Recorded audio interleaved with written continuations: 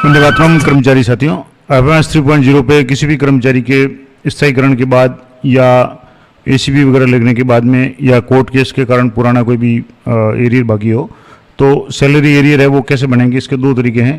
पहला तो जैसे पे एंटाइटलमेंट हिस्ट्री क्रिएट करके बनाते हैं, हालांकि उसमें काफ़ी समस्या आती है और कई बार उससे बिल है वो सैलरी एरियर नहीं बन पाता है या उसमें आंकड़े हैं वो सही नहीं आ पाते हैं। तो ऐसी स्थिति में सबसे अच्छा और सरल तरीका है बिल करेक्शन। तो बिल करेक्शन से आप कैसे किसी भी कार्मिक का सैलरी एरियर बनाएंगे, तो उसके लिए आपको क्या क्या आवश्यकता पड़ेगी। तो सबसे पहले तो आपको वीडियो लॉगिन में जा करके आपको यहाँ बिल्स पर क्लिक करना है और यहाँ से बिल्स में जाने के बाद में यहाँ एक नीचे ऑप्शन आएगा बिल करेक्शन। यहाँ बिल करेक्शन में जाएंगे तो बिल करेक्शन बल्क, इस पर आपको क्लिक करना है और यहाँ क्लिक करके आपको एम्प्लॉय को सिलेक्ट करके एक एक्सेल डाउनलोड करनी है। कैसे करेंगे, तो पहले आपको एक टेबल बनाने लिए कि किस किस तारीख से लेकर के कब तक का सैलरी एरियर बनाना है, कौन कौन से अलाउंसेज है और कौन कौन से डिडक्शंस हैं। तो यहाँ से मैं जैसे कार्मिक सेलेक्ट कर रहा हूँ जिनका सैलरी एरियर आपको लाइव करके बताऊँगा। तो यहाँ से जैसे कार्मिक को यहाँ आप नेम से जो भी है वो सर्च कर लें। मान लो नेम से होता है तो ठीक है, नहीं तो आप अन्य तरीके से भी कर सकते हैं। तो यहाँ से जैसे जो भी नाम है इनमें अगर नहीं आ रहा तो इसको और भी ज़्यादा, अगर कार्मिक है तो उसको मैक्सिमम 50 या 100 कर लें और उसके बाद में यहाँ से इसको कार्मिक को सिलेक्ट करना है। अब यहाँ से जैसे कार्मिक को मैं सिलेक्ट कर रहा हूँ, यहाँ इन कार्मिक का है सैलरी एरियर बनाना है तो यहाँ सिलेक्ट पर क्लिक करेंगे। अब यहाँ आपके सामने दो तरह का ऑप्शन है, यहाँ डाउनलोड फॉर्मेट और अपलोड फाइल। तो सबसे पहले आपको फॉर्मेट डाउनलोड करना है। तो डाउनलोड करने के लिए यहाँ से आपको प्रोसेस पे क्लिक करना है। अब यहाँ से जैसे क्लिक करेंगे तो प्रोसेस में आप सैलरी एरियर लिख दें, रीजन में आप किस कारण से सैलरी एरियर बना रहे हैं वो लिख दें। अब मान लो कुछ नहीं है तो आप अदर लिख सकते हैं। उसके बाद में बिल करेक्शन रीजन आप जैसे अदर लिख कर दें। उसके बाद में इफेक्टिव डेट, अब इसके लिए आपको ये इस तरीके की टेबल की आवश्यकता पड़ेगी। जैसे यहाँ 9 मार्च 2026 से 31 मार्च 2026 तक का सैलरी एरियर वो बनाना है। अब इसमें जो सैलरी मिल गई थी वो यहाँ आपकी आ जाएगी पे ऑलरेडी ड्रॉन और पे ड्यू, यानी कितना मिलना था कितना मिला। अब जैसे इनको फिक्स पे था तो 9 तारीख से 31 के तक का जो भी बनना था अमाउंट वो यहाँ लिख दिया। HRA DA नहीं मिला था प्रोबेशन में। अब इसके बाद में HRA कितना बन रहा है, जितने भी दिन जैसे 23 दिन या जो भी दिन है HRA कितना बनेगा पूरे महीने के 31 का भाग देने के बाद में उसको जितने दिन है उसके गुणा करेंगे और इस तरीके से बेसिक निकालेंगे। अब तो ये डिफरेंस आ जाएगा, यानी ये इनको मिलना है। इसके अलावा GPF की कटौती जैसे प्रोबेशन में 1100 हुई थी लेकिन कटौती कार्मिक 3000 करवाना चाहता है तो डिफरेंस जो है 1900 उसकी कटौती करनी है। SI की कटौती पहली बार करनी है क्योंकि आदेश लेट आए और मार्च की सैलरी से कटौती नहीं हो पाई है, तो ये भी इसी एरियर में SI की कटौती कर लें और अब अप्रैल माह की सैलरी से रेगुलर कटौती हो जाएगी। इसके अलावा RJSS से पहले से ही सही कट रहा था तो उसको कोई कटौती करने की आवश्यकता नहीं है।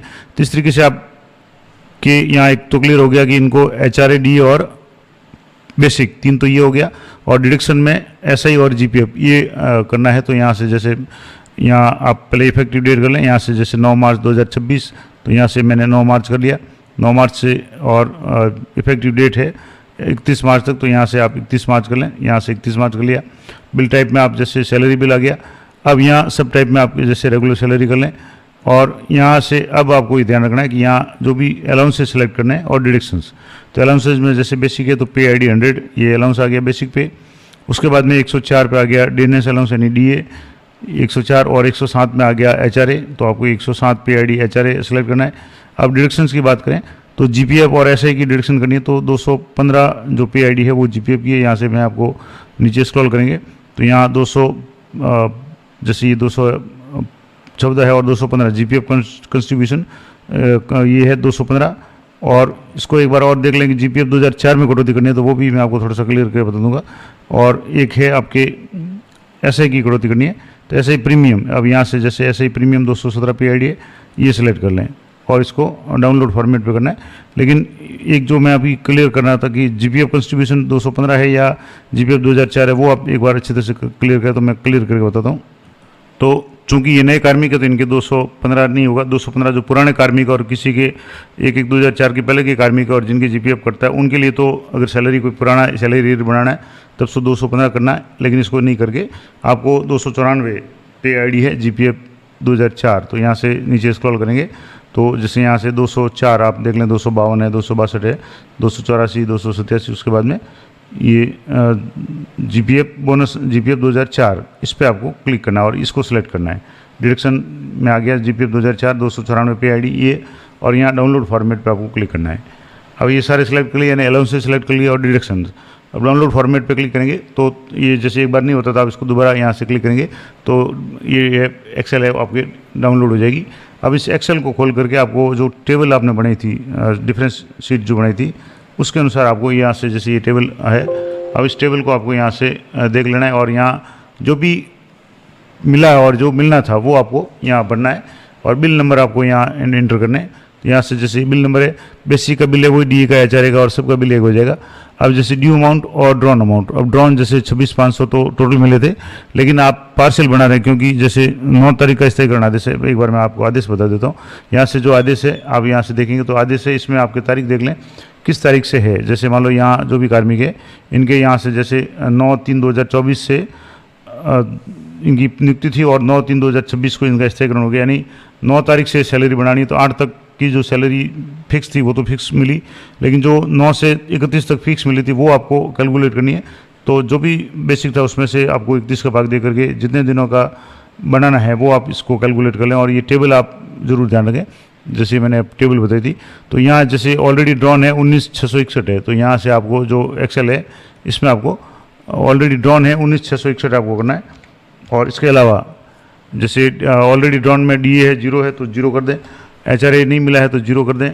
अब इसमें ऐसा ही नहीं मिला तो ऐसा ही 0 कर लें।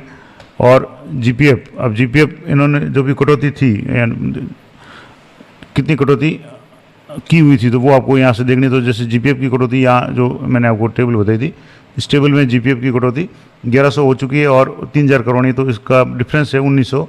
तो 3,000 करवानी, तो आपको जो भी कटौती करवानी है वो आप ये लिख दें कि ड्यू अमाउंट कितना है। तो और ये जैसे कटौती थी 1100 रुपये की, तो यहाँ 1100 कर लें और उसके बाद में ये 1100 हो गया और यहाँ से आपको 3,000 है, कितनी कटौती करनी थी तो 3,000 ये हो गया। ऐसे प्रीमियम है 3,000 करना है तो यहाँ से मैंने 3,000 कर लिया। अब इसके बाद में एचआरए है, अब वो ये दोनों करके यहाँ से आप इस बिल नंबर को यहाँ से कॉपी कर लें और कॉपी करके यहाँ से आप इसको पेस्ट कर सकते हैं, क्योंकि एक ही सैलरी एक ही महीने की है तो ये बिल नंबर एक ही होगा। तो इस तरीके से इसको कॉपी पेस्ट करें। अब यहाँ एक विशेष ध्यान ये रखना है कि आपको ये जो कॉलम जो दिए हुए हैं, रो और जो कॉलम दिए हुए हैं, इनकी साइज़ में वगैरह में कुछ भी छेड़छाड़ नहीं करनी है, ना इनको कहीं छोटा बड़ा करना है।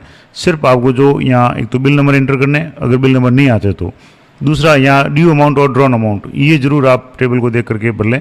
और ये भर करके मैं आपको बताता हूँ। अब इस तरीके से ये जो एंट्री आपने कर ली, आप यहाँ इसमें कॉलम को बड़ा छोटा वगैरह कुछ नहीं करना और यहाँ से इसको एक बार पीडीएफ ये जो एक्सेल इसको आप सेव कर लें, जो भी आपने एंट्री की उसको सेव कर लें। अब सेव करने के बाद में आपको यहाँ वापस बिल्स में आना है, यहाँ से जैसे बिल करेक्शन में आएंगे और यहाँ जो डाउनलोड फॉर्मेट था अब आपको अपलोड फाइल में क्लिक करना है, यानी यहाँ से जो फॉर्मेट डाउनलोड किया था एक्सेल वो आपको अपलोड करनी है वापस भर करके। यहाँ से ये डिटेल्स ऑटोमेटिकली सेम आ जाएगी। अब यहाँ से ब्राउज में जा करके आपको जो एक्सेल डाउनलोड की थी वो आपने भरी हुई है, अब इसको आपको यहाँ अपलोड करना है। इसके बाद में यहाँ से आपको डॉक्यूमेंट है तो यहाँ से जो भी ऑफिस ऑर्डर वगैरह है वो ऑर्डर यहाँ से आप अटैच कर लें, यानी यहाँ से ब्राउज कर लें। तो जहाँ भी आपके ये ऑर्डर डाउनलोड किया हुआ है वो ऑर्डर यहाँ से जैसे मैंने ये ब्राउज कर लिया, देखना चाहे तो इसको यहाँ आई बटन पर क्लिक करके इसको देख सकते हैं कि जो आपने अपलोड किया वो सही है।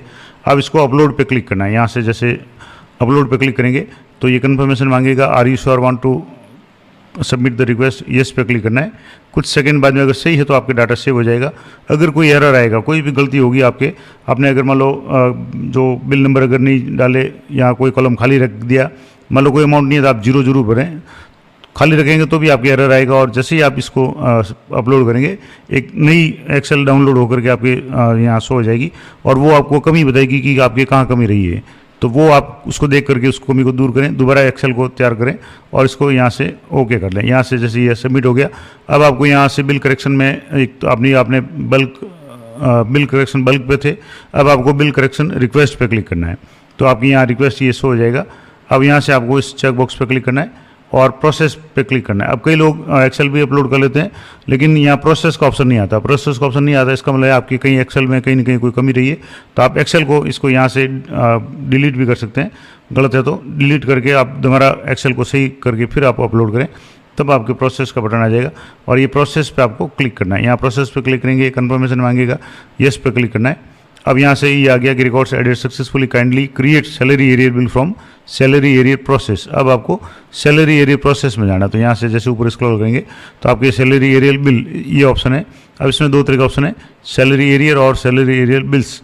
अब यहाँ से जैसे सैलरी एरियर पे क्लिक करेंगे तो ये आपके जो भी बिल्स, अगर ये तो कोई पहला बना हुआ है ये पड़ा है। अब दूसरा आपके यहाँ से ये जो अभी मैंने बनाया ये बिल पड़ा है, जैसे ये जो भी अमाउंट है वो यहाँ शो हो रहा है। और इस अमाउंट को आप एक बार चेक जरूर करें, मिलान जरूर करें। जैसे यहाँ डिडक्शंस हैं कुल 4900 और 27455 टोटल अलाउंस है, और डिडक्शन के बाद में इनको जो मिलना चाहिए वो है 22555। तो ये सीट आप देख लें, यहाँ से जैसे मिल रहा है तो 22555 है, और टोटल अलाउंसेज यहाँ जैसे जो डिफरेंस आ जाएगा तो टोटल डिफरेंस है 27455 और डिडक्शन से आपके 4900 तो ये तीनों आप एक बार अच्छे तरह से मिलान कर लें।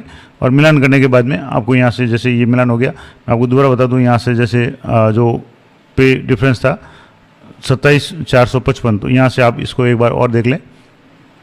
जैसे यहाँ आ गया 27455 और 4900 ये डिडक्शन है, और यहाँ से ये। अब इसको और भी अगर देखना चाहें तो व्यू पे आप क्लिक करके इसको यहाँ से देख भी सकते हैं। तो यहाँ से आपका आ गया कि अलाउंसेज टोटल इतना आ रहा है, डिडक्शन इतना आ रहा है और पेबल एरियर इतना आ रहा है 22555। अब इस सीट में भी आप देख लें जो टोटल है 22555 यानी 22555 रुपये मात्र। अब ये हो गया। अब आप इसको वापस एक बार बैक जाएं, और बैक जाने के बाद में यहाँ से जैसे ये जो यहाँ से चेक बॉक्स पर क्लिक करके इसको जनरेट बिल पे क्लिक करना है। यहाँ से जैसे जनरेट बिल पे क्लिक करेंगे, अगर मान लो अभी भी आपके कुछ गलती आ रही है तो आप यहाँ से डिलीट का ऑप्शन भी है, आप यहाँ से डिलीट भी कर सकते हैं। लेकिन अगर सही है तो आपको यहाँ से चेक बॉक्स पर क्लिक करना है और कंटिन्यू पे येस पे क्लिक करना है। अब आपका ये salary arrear bill successfully generate हो गया। ओके पे क्लिक करके आप इसकी रिपोर्ट को चेक करें। अब यहाँ से वापस आप बिल्स में जाने के बाद में यहाँ से सैलरी एरियल बिल्स, इस पर आप क्लिक करेंगे। यहाँ क्लिक करेंगे तो आपके फाइनेंशियल ईयर 26-27 कर लिया, मंथ है जैसे अभी अप्रैल में बनाया है, ग्रुप सेलेक्ट करेंगे तो ऐसे ही आप क्लिक करेंगे तो ये आपके यहाँ सेलेक्ट हो गया, ये बिल बन गया। अब इसको आप वापस एक बार इसकी रिपोर्ट आप ज़रूर चेक कर लें और रिपोर्ट डाउनलोड करके देख लें कि जो डिडक्शंस वगैरह है वो सारे सेम है, या जो आपने बिल बनाया वो है या नहीं है। तो यहाँ से मैं जैसे इसको थोड़ा सा और जूम करके आपको बता देता हूँ। यहाँ से जो टोटल डिडक्शंस हैं, अब यहाँ आप देखेंगे तो जो टोटल अमाउंट है वो यहाँ आ रहा है 27455। तो यहाँ से टोटल अमाउंट आ रहा है 27455। उसके बाद में यहाँ जो डिडक्शन है वो 4900। तो ये डिडक्शंस हैं टोटल, और डिडक्शन के लिए आप यहाँ से देखेंगे तो 4900 और जो मिल रहा है वो है 22555 और एकदम सही है। तो आप इसको या तो डाउनलोड कर लें या इसको यहाँ से कट कर लें और प्रोसेस पे क्लिक करेंगे तो आपको यहाँ से चेक बॉक्स पे क्लिक करना है। डीडीओ के पास में ओटीपी जाएगी, ओटीपी एंटर करके आप बिल को फॉरवर्ड करना है। तो यहाँ से मैं इसको फॉरवर्ड कर रहा हूँ, तो यहाँ यस पे क्लिक करेंगे और एक ओटीपी आपके आएगा, तो यहाँ ओटीपी एंटर करके इसको फॉरवर्ड करना है। तो मैं फॉरवर्ड करके बताता हूँ। तो जैसे ओटीपी आ चुका तो मैंने ओटीपी एंटर किया और प्रोसीड पे आप क्लिक करना है, और ये प्रोसीड पे क्लिक करके आप इसको यहाँ से कंफर्मेशन मांगेगा, येस पे क्लिक करेंगे और यहाँ से सक्सेसफुली ये सबमिट हो गया। अब आप बिल स्टेटस में जाकर इसको चेक कर सकते हो। तो यहाँ से जैसे बिल स्टेटस में जाएंगे और यहाँ से अभी जो लेटेस्ट बिल है वो पेंडिंग एट ट्रेजरी आ रहा है। अब इसकी रिपोर्ट डाउनलोड करके एक बार इसको वापस अच्छी तरह से चेक कर लें। ये तो आपके डॉक्यूमेंट था, ये आपके डिडक्शंस आपके क्या क्या थे, और शेड्यूल में जाकर के आप चेक कर लें। एक तो शेड्यूल इनके आ गया जीपीएफ का जो 1900 रुपये की कटौती करनी है, और दूसरा इसका शेड्यूल है वो है एसआई का। तो एसआई के जो भी 3000 रुपये वो आ गया। तो इस तरीके से ये आप पूरा प्रोसेस मैंने आपको लाइव बता दिया कि किस तरीके से आप बिल करेक्शन से कोई भी कार्मिक का कितना भी पुराना सैलरी एरियर है वो बना सकते हैं। तो जानकारी अच्छी और उपयोगी लगे तो वीडियो को लाइक करें, शेयर करें। मिलते हैं नेक्स्ट वीडियो में, तब तक जय हिंद, जय भारत।